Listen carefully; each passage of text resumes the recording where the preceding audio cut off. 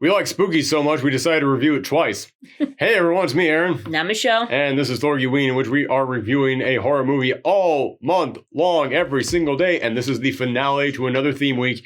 This has been Schlocktober week, where every single film we have watched has qualified as schlock. And again, for anybody who has not seen the rest of this week, schlock is not a negative term. Schlock can be good, schlock can be bad. Schlock is just a film that follows 4 simple rules. 1, must be low budget. 2, even though there's low budget, there is passion in there that is causing the director or filmmakers to push beyond the limits of their budget. 3, there must be a sense of humor, but that doesn't have to be intentional. It can be a film that's trying to take itself seriously, but it just kind of swings back around to being funny. And also, sense of humor does not mean it's a comedy, just means that it's got enough in there that you can laugh at. And 4th and finally, has to star Linnea Quigley, apparently. Sorry, I made a joke on day 1 in which I said it has to star Barbara Crampton, and now we're ending on one that stars Linnea Quigley, who was the reverse side of the Barbara Crampton coin. Like, these were, if you needed a blonde girl in your 80s B horror film, it was one of these two. So, what the hell was the 4th rule? Oh yeah, it has to be trying to shock the audience. That is the most important part of schlock. It has to try to schlock the audience and be in bad taste. Schlock the audience. Yeah, exactly. And when I say bad taste, again, I don't mean like, oh, this film is horrible and offensive. Okay, maybe a little bit. I don't mean the film is bad when I say bad taste. I mean, it's just the kind of thing that would make somebody clutch their pearls and go, oh my! So yes, that's the thumbnail for this episode. So yes, this has to be a film that is trying to shock the audience. This one definitely accomplishes that. Numerous times. This is one of those films that we had watched before. In fact, back on our old channel when we did movie reviews like 5 years ago, I remember we did a week where the audience could request films for us to watch, and someone requested that we watch Night of the Demons. So I was like, all right, I've always been to watch that. Let's watch it. And I did not like this movie. And I felt so bad because the person was like, oh, I thought you would like it. And the weird thing is, I've been thinking about it ever since. Why didn't I like this? Because if I went down the mental list of all the stuff that I like in horror films, this is checking off so many boxes. This one is absolutely like, I enjoy like the low budget homemade feel of it. Yeah, this one definitely has that. Stuck in a haunted house. Love 80s stuck in haunted house kind of films. Or stuck in a location while there's things out there kind of films. Love those kind of movies. This one's absolutely that. Very exaggerated caricatures. Yeah, all the characters in here are definitely that. I don't know why I didn't like this film. So I've been like, all right, maybe if I gave it another shot. So I wanted to go back into this, and I will say, I'm still not going to put it on like a favorites list of mine, but I do like it now. I am now like, I have come around on this. I am like, all right, this is good. I do enjoy this film now. Still, again, not a favorite, but I did like it now. I have come around. So, what? Sorry, that was a long-ass explanation before we even got to the plot. Let's go ahead and actually talk about what this was. Can you tell that this is the 3rd thing that we have filmed today? I'm running on fumes, baby. You can tell from the shirt. It's been the same for the last 3 videos. Well, I was going to say... Yeah, tag out for me real quick. Yes, we both watched it together for the first time a few years ago. Mm. This is our 2nd time watching it together. This kind of got like buried in the back of my mind, and it wasn't until like the teens drive up to like the house itself where it's like, oh, now I remember this movie. Oh, so watching this the 2nd time, you did not remember that we had seen it before. Yeah, it's like this. The title sounds familiar, but I don't remember. It is kind of a generic title, though, which I should have clarified this at the end of the episode essay. This is not the Bigfoot movie. There is a Bigfoot movie called Night of the Demon. This is Night of the Demons. Plural. Yes, I should have clarified that. It's not the Bigfoot movie. My bad, my mistake, everybody. There is somebody tuning in right now like, oh man, I watched that Bigfoot movie for nothing. Well, I was really looking forward to seeing Bigfoot. That one is definite schlock. We should have talked about that instead. That one is actually more schlock than this. It is cheaper. It is more offensive. It is absolutely more schlock than this. Yeah, we should watch that. If we do Schlocktober again next year, we should absolutely do Night of the Demon. Anywho, so, let's go ahead and actually get into the plot of this thing. It's Halloween night, and there's a bunch of teens who are going off to a haunted house for a party. There's demons in the house. It's demons. It's in the title. You know it's going to be a night of the demons. And I like how they clarify the difference between a haunted house and a possessed house. I know that. Yeah. Was it Angela? Another Angela. Yes. Yeah, that's a mini theme we have going here. Yeah, back to back. This Angela, she is like very gothic. She loves Halloween. She's the one who came up with the idea. She basically finds out that this house is possessed, not haunted. And the other teens are like, oh, what's the difference? It's like, a haunted house has ghosts in it. A possessed house has demons in it. Yeah. So, yeah. Which raises several questions, because Angela held the party here, and she also decided to hold a seance there, and then revealed she knew the place had demons. Why? Why are you doing this then? She probably didn't think it would, like, fuck up this much. It's like... This really got out of hand. It's like, I thought I had this all under control. Everybody has a plan until they get possessed by a demon. Yeah, that makes me really dislike Angela a whole lot more. I will say, though, Angela, like, they're all in costumes there, because it is Halloween night. Angela's design, she's on the cover of all these films. There have been 3 Night of the Demons, and there was a remake that they did a couple of years back. I've never seen any of the other ones, haven't seen the remake. But Angela is in Night of the Demons 1, 2, and 3, and she's on the cover of all of them because, yeah, that gothic wedding dress she has, super iconic look. Very Giza the Grave, very Giza for all the Magic players out there. I love that design. I think it's great. They hold this party there, and we start meeting the other cast members as they all pull up. It starts off, we meet Stooge, who is essentially if Bulk and Skull from Power Rangers fused together and were assholes. Yeah, he's a big dude who is just horny at all times. He's just a slob. Like the ultimate 80s bully. It's appropriate we're going out on this film, because, yeah, he is the culmination of all the assholes we've seen this week. Ironically, though, he's not as bad as some of them, though. Yeah. Because, like, there's moments in which he actually, like, shows respect for, like, the women in here and stuff. I'm like, okay, all right. Not respect in terms of, like, I think you're a mature, intelligent person. Like, no, he thinks everybody sucks and he hates everybody. But there are moments in which, like, he does not, like, try to make an advance on someone. Like, you know what? After the last couple films we've watched, that gets you points at this point. But, yeah, he's there driving up with Helen. I know nothing about Helen. We'll get to that problem later. And then there's also Roger in the backseat who's dressed like a pirate. Roger, he seems like he's also, like, I mean, he's hanging out with Stooge. So it seems like he'd be like Stooge's flunky or something, like another boy. But no, as it goes on, it's revealed that he was the son of a preacher, which, you know, could also, if you know sons of preachers, they often are troublemakers. So maybe he is one of the bullies. But no, like, he is also like, he's the scared guy. Yeah, he's very shaggy coated. Very. Oh my gosh, very. Like, he is the guy who immediately, as soon as Demons comes up, just starts right in the air as bongo drums play. Zoinks! Let's get out of here, Angela. So there's them. They start picking on Old Man. Then someone else comes up and messes with the old man. Lady comes up, tries to help the old man, and he just hates all of them. He just hates all the young people. The lady, Judy was her name. That was Judy? Okay, yeah. Yes. All right. Yes. Like, they try to establish that Judy is, like, the sweetest little girl. She tries to help out old people who need help. And they try to establish that in the same way you try to get rid of a roach by burning down the apartment. Oh my god! Yeah, they definitely, like, oversell the sweet, love, innocent, helpful girl next door trope. We genuinely laughed out loud at a scene in there where she gets home, she picks up the phone, she's calling up her date, who is Jay, She's calling up her date, who he is like the preppy, like he's the guy who's dressed incredibly well. He's the guy who doesn't go to the costume party in a costume. He's dressed so nice and upstanding.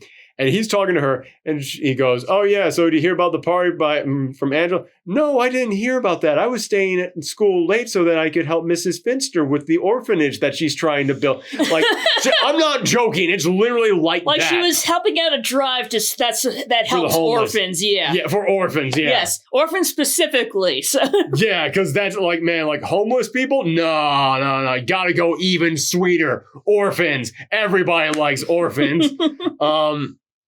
So yeah, it's like, it is so, and like even her voice is so lilty and so light, and oh guys, we shouldn't be doing this right now. By the way, that lady after this had probably the most successful career of anyone in here outside of Linnea Quigley, because she went on to be in Dallas for all 3 years of it. Ooh. Like, she didn't pop up as like here or there. No, she was a main character in one of the biggest shows of the 80s. It's crazy thinking she went from this to that. But like, yeah, even throughout the movie, she was always comforting like the other friends and everything. It's like, we're going to get out of here, I promise. And just definitely like, it is. She has one note and they bang that note over and over again. Everybody in here is very one note. Like, the most non-one note guy is Sal, who is a guy who dated, what's her name again? Judy once, like went on one date with her, and now he's just popping up, like talking to her little brother, like, "Hey, why don't you let Judy know that Sal is downstairs? Tell her that I just failed my audition for Grease." Oh, like, it is very over the top. He finds out about the party, so he goes there ahead of time, so he's hanging out, and yeah, he's a total asshole, but towards the end of the film, he kind of does that thing where, like, the asshole turns out to kind of be heroic and actually tries to help people, and it's like, all right, I do always appreciate that. I appreciate when you take the asshole character and try and give them, like, they're not all an asshole. So, like, along with Angela is Suzanne. Yeah, it's Linnea Quigley. Yes. It's 100% Linnea Quigley, and you know that because the very first shot of her is her ass. It is, man, we started this week off talking about Chopping Mall, and I mentioned in there that there was, like, schlock is supposed to be shocking, and that's just not gore in horror films, it's also sex and nudity, and yeah, like, when we got to, like, Chopping Mall, it was like, man, there is a scene in which the camera is just on this character's ass nonstop. This film saw that and went, we can go deeper. The thing is, that ass shot had a purpose. Like, shockingly, yes. Suzanne was distracting, like, the store clerks, so Angela can basically, like, shoplift all the food. It was a strategic ass shot. Yes. It actually had plot. Unlike Judy's ass shot earlier, where she just takes off her pants and shows her butt with the camera on her the entire time because they're like, no. Oh, it wasn't like it was like in the reflection of her mirror that you see the ass. You still see it. Yes, but it's like. But yeah, it's like, I mean, technically it's not her. It's the first thing that we see of the character is what I'm trying to imply. But then we get to Linnea Quigley, and even though she's wearing underwear, which is different than Judy, yeah, that camera, it is like, whoa. It is shocking how far they went up with that. And again, it has a point, but holy crap. This is like, the last time that we saw Linnea Quigley on this channel was Return of the Living Dead. I'm like, she's butt naked in that thing for like half the film, and yet this still feels more predatory. Like, this even feels like more objectifying. I think that's there's two other people there. There's some guy, I don't remember his name, but he's supposed to be like the smart guy. Billy, I think it was. Yeah, like he was dressed up as the doctor. He was dressed up as a doctor, and they get there, and he's like, hey, come check this out. And then, like, wasn't Helen the other girl? Or no, Helen was the one who has zero personality. There's another girl, Franny, that's her name. Okay. Yes. There are a lot of people in this. I gotta say, this has got one of the larger casts of any film that we've watched this time. Yeah, it's basically, what, like 6 people? 8 people? No. Okay, so 3 in the car, the doctor and his girlfriend, Judy and her boyfriend, and then Angela, then Linnea Quigley, and then the former boyfriend who showed up. There's 10. That's a lot. 5 couples. Yeah. 5 couples, 1 straggler. No, that's not even 5 couples. It's not. Because we have no idea how Helen is connected to any of them. I don't think she's dating, what's his name? Roger. She's definitely not dating Stooge. There's only 2 couples in here. It's only 2.5.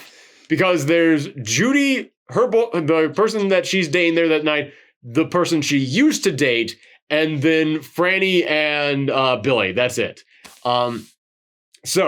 But Billy, I think his personality is that he's supposed to be smart. Because they do mention like, oh yeah, I was reading up about this.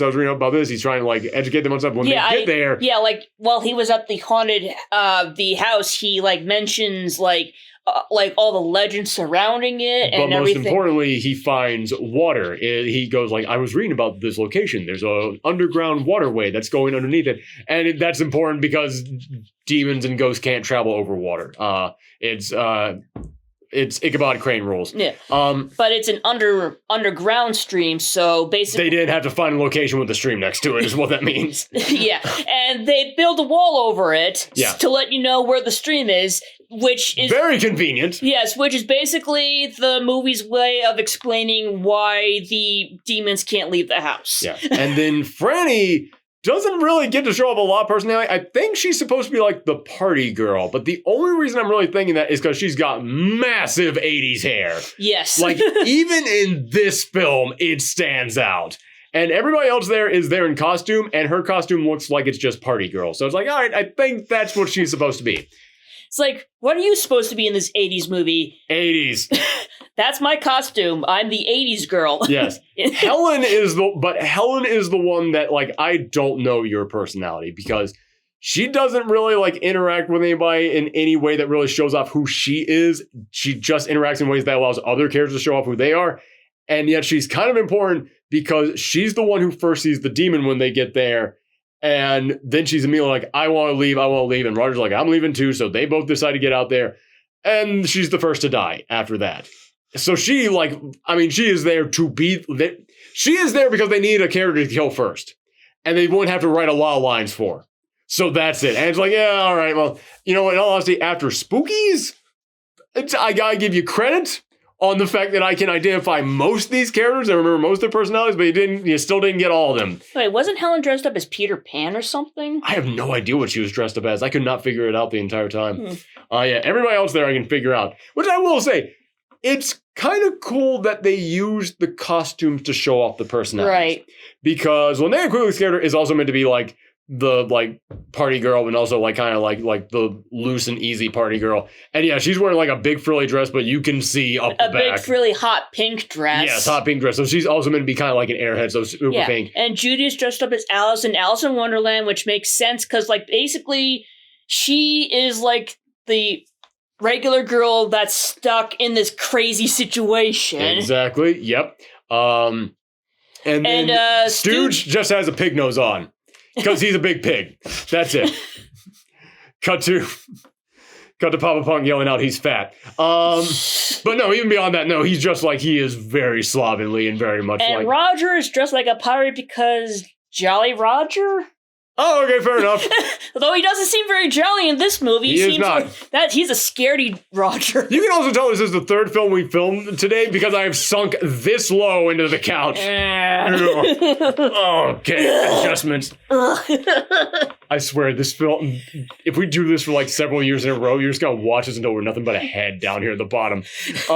Anyway. Now it's like, eventually, like, we'll just like make hand puppets and we'll lie down on the couch. There will come that moment where this thing breaks while we're recording. And it will be the greatest moment. It will, like, that video will have thousands and thousands of views just for that. Like, you'll scan over the moment of like the most watched parts and it'll just skyrocket there. Anywho, yeah, they get there, they're dancing, they're partying, and then they start hearing stuff. And Angela decides to reveal, oh yes, there's demons in this place. And no one once asked why she decided to hold a party here, but she decides to have a seance. Because she's just Angela. Angela. They do set up early on, he says, like, did you hear about the party that Angela's home? It's like, the only Angela I know is that weird girl from Homeroom. Well, so, yeah, they set up that she's got, something. Excuse me. So she decides to hold a seance, and they see this giant puppet head in there. Well, the only one who sees it is Helen. Yeah, like basically they use like a mirror for the seance. And they're basically like, if you all stare into the mirror, we will see ourselves from a different life. Past lives. Yes. But instead of like their past life, they all get distracted by something, and so they look to the side except for Helen, and when Helen's looking straight ahead, that's when the giant demon head appears. Yeah, it looked like a dragon skull. Kind of, yeah. I can see that, like a dragon skull with extra spikes sticking out of it all over. And it sounds like Frank Welker. It's not... But it's like, if you know that Frank Welker, I'll get you next time gadget voice, it's kind of very that. much so. It is very much that. And I think that's one of the other reasons I didn't like this film that much the first time that I watched it. That demon voice does not sound like a demon voice. That sounds like someone trying to do a demon voice. And it really kind of irked me. But I will say, the first time that I watched this film, I hated every single character. This time, I kind of like some of the characters. I kind of warmed up to them. But I do not like Judy. I really don't. And I think the main reason I don't like Judy is that they went so hard on trying to make me like Judy. We talk about the joke about how it opens up with her saying, like, I had to get back from the charity that we were raising money for the orphans. But it, like, throughout the entire thing, she is so soft-spoken, and she's just always trying to be, like, so upbeat and positive, like, come on, guys, I'm going to make sure that everyone's okay. And just, it is so, like, I just need a moment where she just broke and went, Jesus, fuck! Like, just something. Like, yeah, even in the end, where, like, she basically tries to be is supposed to be the badass, she still kind of has her... It's like, just put that down. Yeah. It's like, come on, like, you are just too, like, your voice sounds like a gust of wind is going to knock you over. It's like, you could escape here by us just, like, lifting you over the bridge. You sound like you are made half She's of... She's Fluttershy. Yes, she sounds... Oh my god! That reawakened some memories from some years ago. But yeah, that's an appropriate metaphor for anybody who's comparison. But no, I was going to say, like, she sounds like half her body is made of whipped cream. Just 0 calories and pure sugar. Very airy, too. Yes, very. Like, that's clearly not, that's the thing that ticks me off so much about her. That's not your voice. I know that's not your voice. That's the director telling you to do that voice. And it's driving me insane. Like, the demon voices drive me insane because it sounds like just a person trying to do a demon voice. With her, it's like, no, that's your actual voice. And I know you don't talk like that. It's crazy. What if I watched Dallas after this and she just talks that way through? I was like, oh, I apologize. I'm sorry. But yeah, like it's not just the tone of the voice, just the way she acts doesn't feel natural because it is so trying to be like the pure, perfect, innocent, like it's the virgin character in a horror film. It's like, it's that joke about the virgin always survives until the end. They're even going out of their way to try and establish that. Although I do kind of like that there's like one moment in which, spoiler alert, Jay turns out to be an asshole who just wants to get in Judy's pants. Yeah. And like, basically he thought like, sorry. That's fine. Basically he thought like Judy was easy, quote unquote, because she dated Sal. And there was a rumor going throughout the school that like she put out on the first date. But she didn't. And well, hold up. He says, so you didn't sleep with Sal on the first date? And then she pauses, and then she goes, that's none of your business. So that I actually kind of like, that it swings back around to, I mean, first off, it'd be completely shitty if Sal went out there and told everyone that they slept together on the first date. It would be completely shitty. It was actually a slumber party. Like, but that being said, it would be even more shitty if he made it up and spread that around. And at the end of this, you are supposed to be kind of rooting on Sal because he's like one of the few people left there fighting the demons and trying to help the other people. And you do see him kind of be like, wait, no, this ain't right. Like, he's actually like trying to pull back on stuff and be like his jerky attitude slowly pulls back as this goes on. And the thing is, like, okay, if he slept with someone and then told other people, that's an asshole move. But if he did not sleep with someone and then decided to spread the rumor they did, that's an unforgivable act. Like, that's like, maybe it wasn't even Sal who spread the rumor. That's true. Because, like, they never said who started it. That is true. But you know that, like, she could have, like, confided in a friend of hers about this, and then her friend spread around. So again, it's like, it does salvage Sal a little bit here at the end. Did not mean... Salvage I know. Sal. I know. Is everyone's name, like, a joke or, like, a spoof or a reference or something? I don't think it's supposed to be, but yeah, kind of. So, at the end of the... But yeah, like, you can... They're trying to, like, make you like Sal at the end of this, and...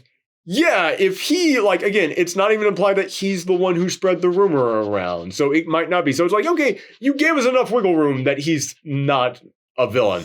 But if they didn't actually sleep together and Sal was spreading that around, it's like, no, you're an asshole forever. Like, fuck you. So the reason why I'm bringing that up is just simply because it's like, yeah, okay, it feels like they're trying so hard to make her the pure, innocent Snow White virgin. All this. She should have just been dressed as Snow White. Honestly. But yeah, that was like the one moment in which it was like, oh, you're not entirely the like stereotypical, pure, innocent horror final girl in here. So I was like, okay, that's one thing you did that I'll give you some credit on. One versus like a million other things. It's like every other line of dialogue she had. And also, again, like, just to clarify, I'm not saying, like, I will like the character only because they sleep with another character. It's like, no. That's not what I'm saying. It's like, they're just trying so hard to make her, like, the pure, innocent virgin character that the fact that they actually came in and said, no, she did actually sleep with someone on the first date. It's like, okay, well, you did go against the stereotype there. It's like, I'll give you some credit on that. So, yeah, it's all these characters just in this house. They're partying. The demons start coming around. Sal says the greatest line in this entire film, which is "eat a bowl of fucks." That's like one of the few lines that, like, I knew that line was coming. I was like, all right, let's wait on that. All right, that's your one good line, movie. I'll wait for that. And one by one, people start getting possessed, turn into demons, and the effects are fine. Like, the big rubber puppet monster head is fine. Like, the puppet head doesn't even show up that often. Yeah, they knew they could not show that thing that much. Yeah. The dog also just sneezed on my hand, if you're wondering what that reaction was. Dog is right. Can you... Nope, she's out framed this time. Okay. It's like we're gonna have to, like, put a JPEG of Peach in the corner. Do like they did with Bloody Muscle Bodybuilders from Hell. Yeah. Where it's just, like, the pure, like, PNG just floating in. That cracks me up so much.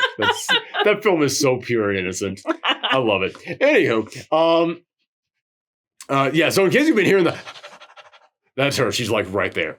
Anyway, if you ever hear panting on this, you know it's the dog right out frame. Mm-hmm. So, anywho, what the hell was I talking about in this movie? Anyway, so yeah, the demons start getting possessed, and the effects are fine for the most part. Like, the giant puppet head is okay. The demon makeup is just like generic contact lenses and like just little bits of like scalping on their, like scaling on their face, like scales and blisters and stuff. It's kind of generic. It's fine. It's nothing great in there. Except for one effect. Holy shit. I was surprised by this effect the first time that we watched it, so I was taken completely off from it. This time I knew it was coming. I was like, no, I'm going to watch and like, I'm going to see how they did this. I don't know. I have no clue. If you've seen the film, you know the effect. It's the best effect in the entire film. It involves Linnea Quigley and lipstick. And I will just say this.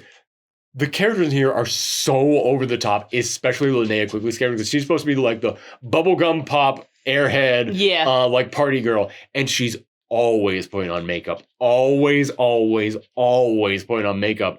And there's one shot that cuts to her, and they're holding on her, and she's holding the lipstick inside of her mouth. And like it's going around the lips, and then just stops and like slowly starts moving inside the mouth. And you can just tell, they're like, we're gonna hold on this shot of you. And she's like, I've put on this lipstick so many fucking times, I can't feel my lips. I'm not going to put it on anymore. And so you can tell she was just like, just like in the mouth.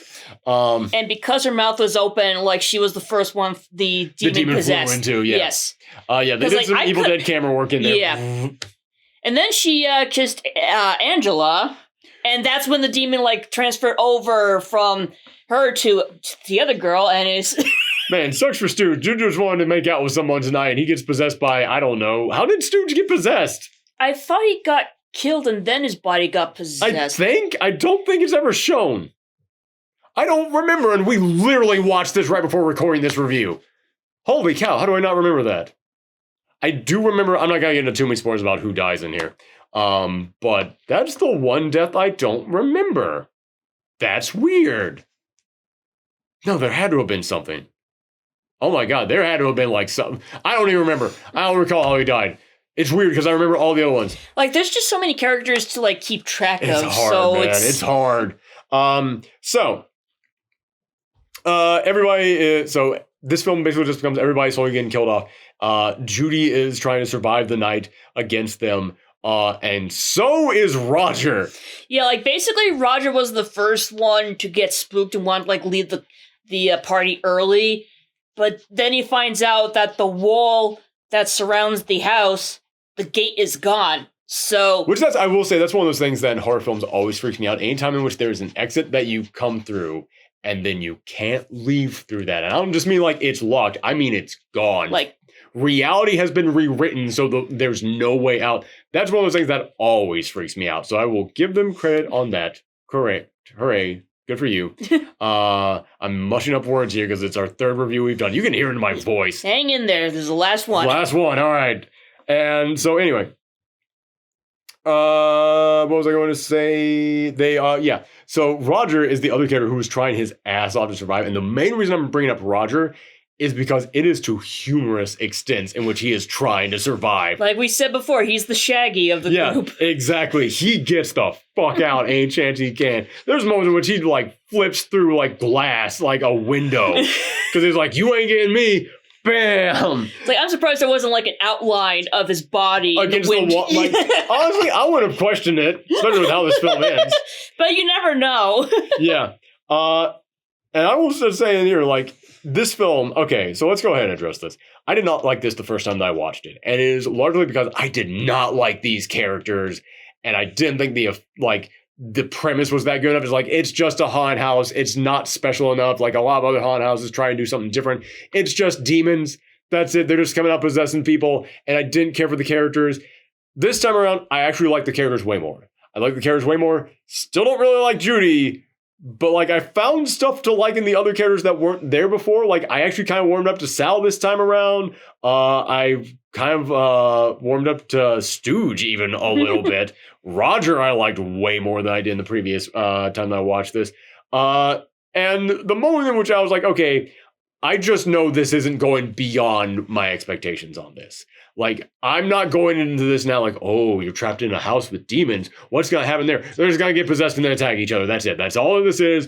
And knowing that this time, going in, knowing that's all I'm going to get out of this, yeah, I enjoyed it a lot more. I thought it was good. Mm-hmm. I did enjoy this more. Yeah, I enjoy this too. I think I did enjoy it the first time around. You definitely liked it more than me. Yeah, I remember that. But because, like you said, it's so generic, I did eventually, like, forget about it. So that's why I didn't remember it until they, like, showed the house again. Yeah. So, yeah, I think that's, like, the thing. It's enjoyable, but also forgettable. Yeah, this is a cult classic. It does have a big fan following. Mm-hmm. But I gotta be honest with you.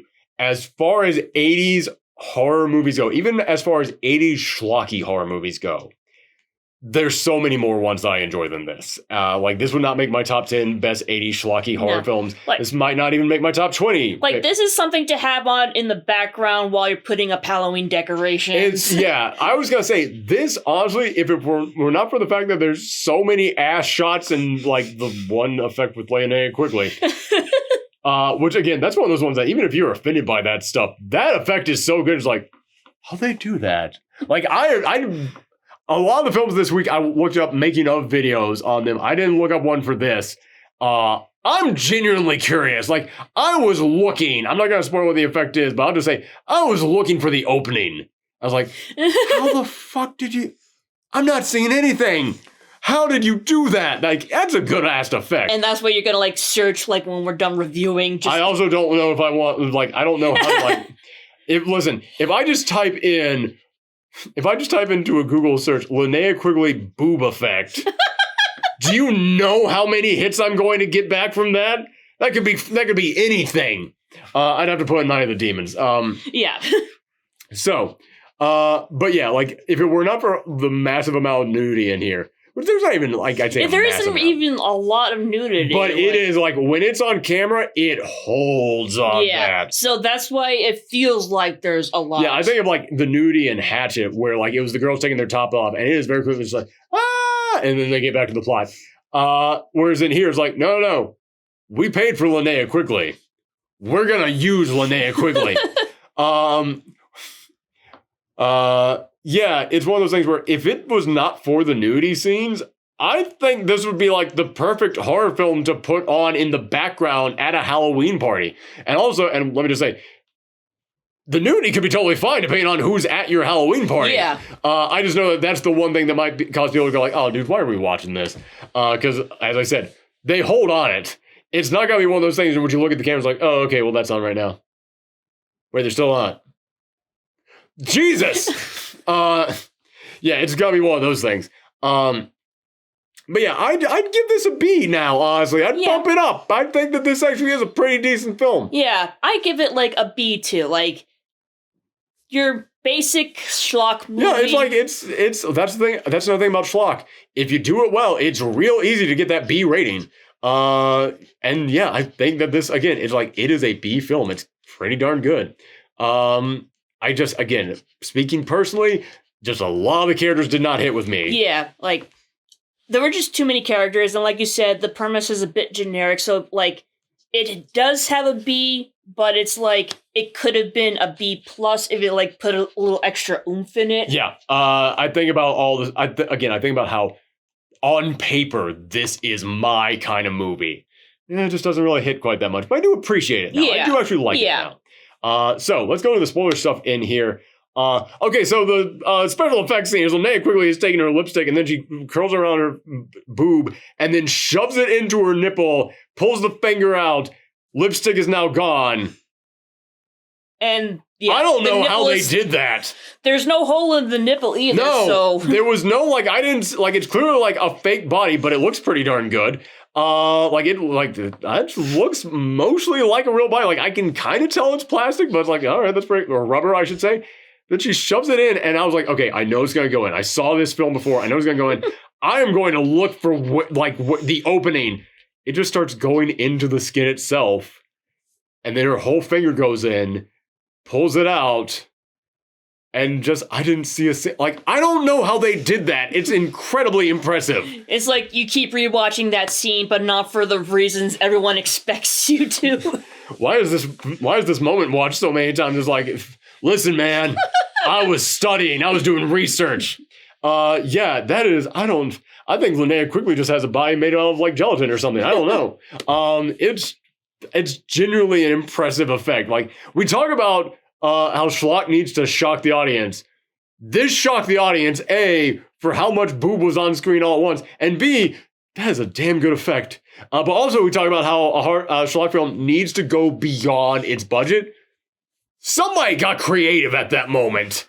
It's weird that's the moment that clicks off that box on schlock. After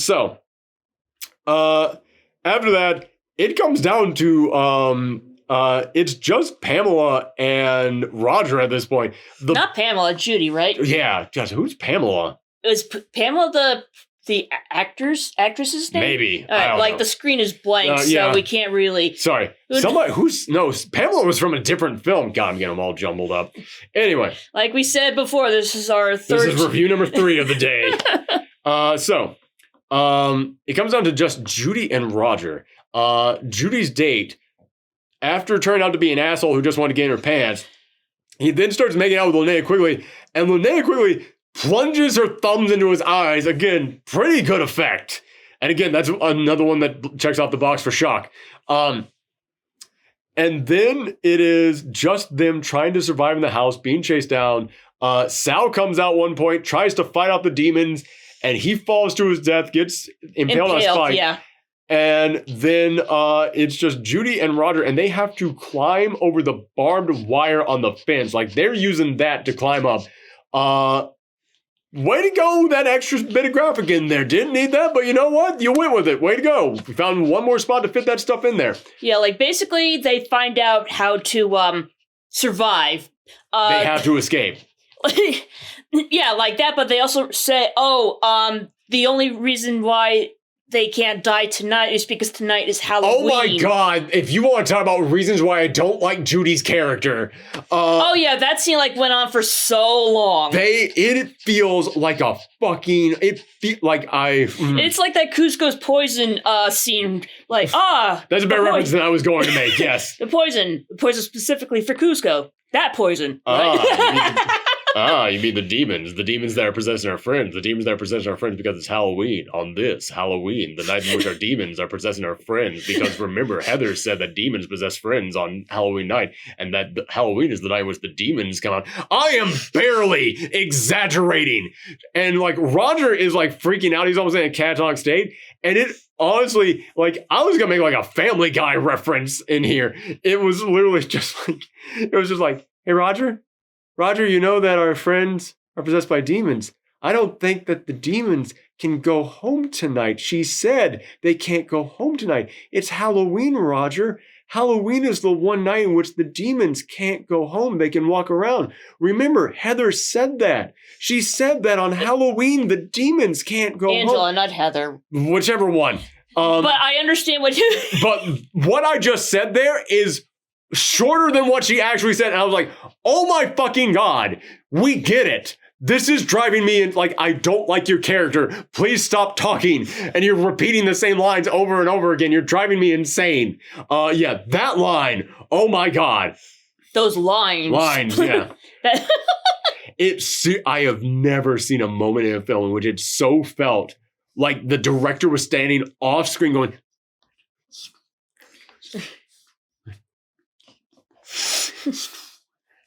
yeah, they had time to fill. This thing feels like they had the goal of getting to 90 minutes, and this thing is 90 minutes flat. They felt like they needed to stretch at that moment. But yeah, they end up, yeah, like I said, Roger's desperately trying to get out of there, and then at the end of the whole thing, they climb over the fence, the sun comes up. Over the wall, not just the fence. They climb over the wall, the sun rises, so that means Halloween's over, so the demons just vanish in a giant puff of smoke. Turn to smoke. And then the final shot, I actually really dig this. The final time that we see them, there's no real wrap up to this. It's them, their costumes are just shredded to pieces. They look like, and they just are just walking down the street. Trudging home. Trudging's the word, yeah. Yes. Like, and they just have a look on their face like, fuck. And that's really the only way you can end. Like, the only way you can feel after what the fuck after all that happened. I genuinely do like that reaction at the end. I think that is actually an awesome way for the film to go out. I think that is great. Because that isn't how the film goes out. Yes. Remember the old man at the beginning of the movie? Yeah. At the beginning of the movie, we see that he drops his grocery bag, and in there he picks up an apple and razor blades. It then decides, after all this time, to cut back to him.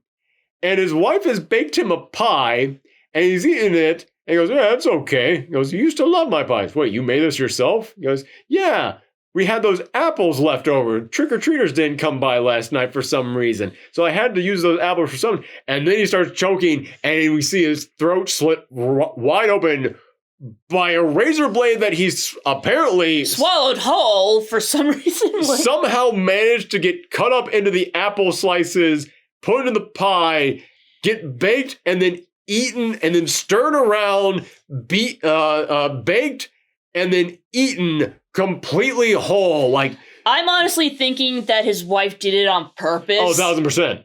1,000%. I'm just impressed that he swallowed an entire razor blade without noticing it. Or getting his tongue chopped up. Yeah. There's many questions that come up with that. But yeah, after that, he passes over dead. And then the wife comes up, pats him on the head. Happy Halloween, dear. And you definitely get the sense that she, like, purposely tried to kill the husband. Either that or they have, like, a Morticia Addams thing going on where she's just obsessed with death. And he's just like, well, I knew what I married. But no, he absolutely, which, by the way, if they do try to remake this film again, get one of the actors from the original film to come back as the old guy. I'm just saying that right now. Yeah, I just want the old guy to... The old guy is basically the bookends of this movie. Yeah. So if they ever make any more sequels or anything, just keep the old guy as the beginning and the end as the constant There you go. Yeah. So that part I'm like, all right, that's a fine. The bookend in it. That's okay. That's all right. I just do really like the shot of Judy and Roger walking down Yeah. because they have the perfect fuck look on their face of like, I don't want to say it. We're not going to talk about this. None of this is ever coming up again. Fuck everything. Mm-hmm. I am so done look. Mm-hmm. Just like I think this review is all done. Anything else you want to say? No, that's pretty much it. That is it for the final theme week that we are doing. There's only 5 more days left in October. We got 5 more movies to go. And for the final 5 days, we're just going to do some kind of staples. Like some big, like listen, this channel, brand new. A lot of the films we talked about on the old channel, we haven't talked about on this channel. A lot of people never saw us on the old channel. So you know what? We're going to talk about some staples, some things that we probably have seen many times over before, but things that feel like we probably should cover. Tomorrow night, we are going to be doing... You know what? Fuck it. I was going to say Nightmare on Elm Street, but then because I'm so tired, Night of the Living Dead started to come out of my mouth. Fuck it. We're doing Night of the Living Dead tomorrow night. I want it to be easy. It's in the public domain. What if I had the entire thing playing behind us while we were doing it? Oh my God. I'm going to do that now. Bye, everybody. Bye.